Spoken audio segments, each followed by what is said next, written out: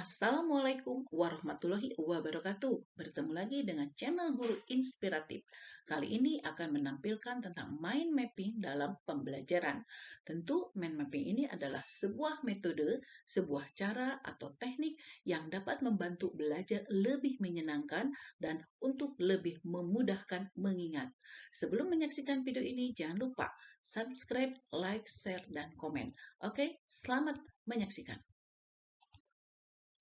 Yuk kita mulai dengan pengertian mind mapping. Mind mapping merupakan teknik penyusunan catatan, alat berpikir organisasional yang sangat teratur dengan memasukkan informasi tulisan, grafis, dan simbol ke dalam otak sehingga memudahkan mengingat dengan menggabungkan kerja otak kiri dan otak kanan secara optimum sehingga akan meningkatkan daya ingat sampai 78%. Yuk, kita lanjutkan.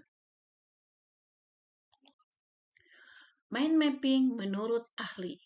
Menurut Tony Buzan, mind mapping adalah suatu cara mengembangkan kegiatan berpikir serta menangkap berbagai pikiran dalam berbagai sudut. Mind mapping juga akan mengasah cara berpikir yang divergen dan kreatif. Mind mapping atau peta konsep sebagai alat berpikir organisasional yang akan membantu seseorang menempatkan informasi dalam otaknya, kemudian mengambil informasi tersebut kapanpun ia membutuhkannya. Oke, sedangkan menurut Bobby De Forter dan Mick Hernacci, mind mapping adalah sebagai salah satu teknik mencatat yang akan membantu seseorang dalam memetakan pikiran kreatifnya secara efektif. Kemudian memadukan dan mengembangkan potensi kerja otak, baik otak kanan maupun otak kiri di dalam diri seseorang. Oke, kita lanjutkan. Baiklah, kita lanjutkan dengan manfaat mind mapping. Manfaatnya banyak sekali, tentu sangat berguna buat kalian. Ya, yang diantaranya adalah satu, memudahkan dalam melihat gambaran besar suatu ide, sehingga memudahkan menyelesaikan masalah kompleks. Dua, membuat suasana belajar yang menyenangkan hingga meningkatkan minat belajar. Ketiga, dapat mengoptimalkan otak kanan dan otak kiri karena terbiasa menggunakan gambar, warna, dan kata-kata. Keempat, sebagai cara kreatif dan solusi terbaik dalam menyusun beragam informasi sehingga kalian lebih mudah memahami pelajaran. Oke, yang kelima adalah mempertajam daya analisa dan logika karena tidak lagi dituntut mencatat buku atau menghafalnya. Oke, kita lanjutkan pada slide berikutnya. Baiklah, kita lanjutkan melihat manfaat mind mapping berikutnya. Yang keenam, merangsang sisi kreatif dalam menggunakan garis lengkung, warna, dan gambar.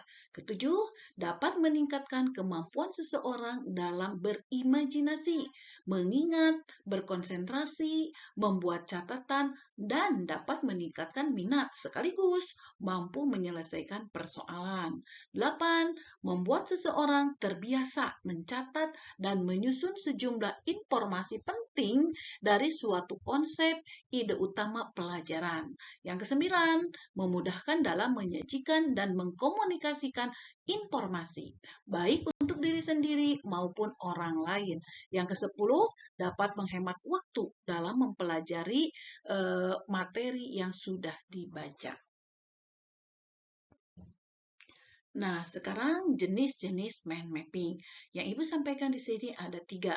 Yang pertama adalah mind map silabus. Adalah sebuah jenis mind mapping yang mendukung menerima suatu gambaran berhubungan apa yang dikerjakan dan biasanya dengan ukuran besar yang ditempel di dinding dan digunakan untuk membantu memberikan gambaran mengenai apa yang telah dipelajari.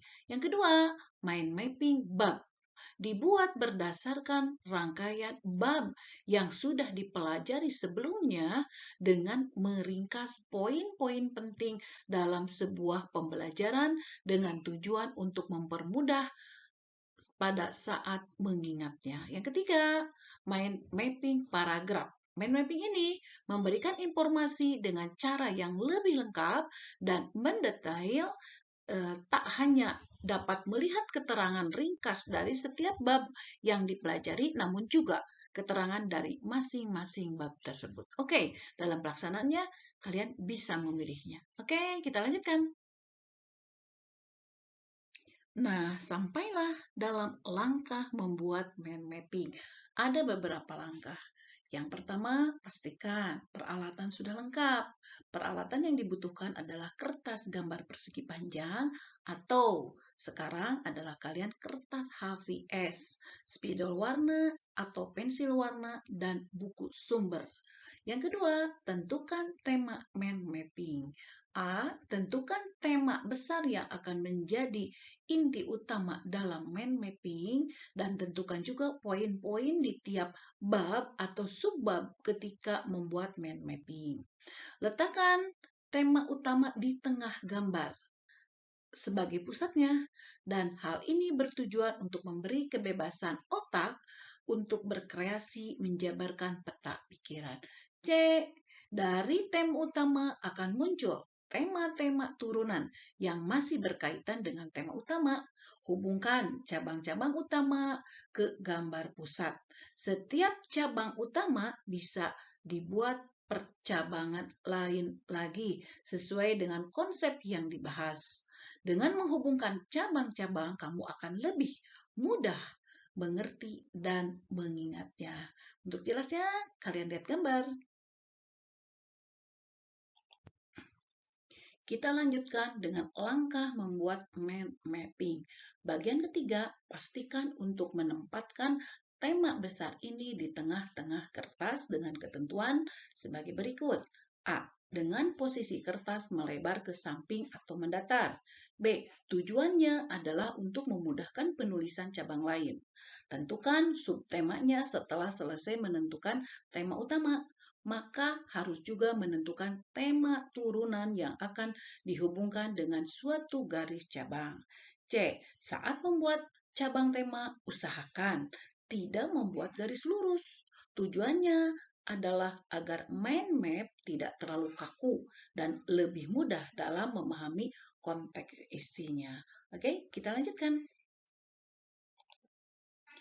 Kita lanjutkan dengan langkah membuat mind mapping bagian keempat.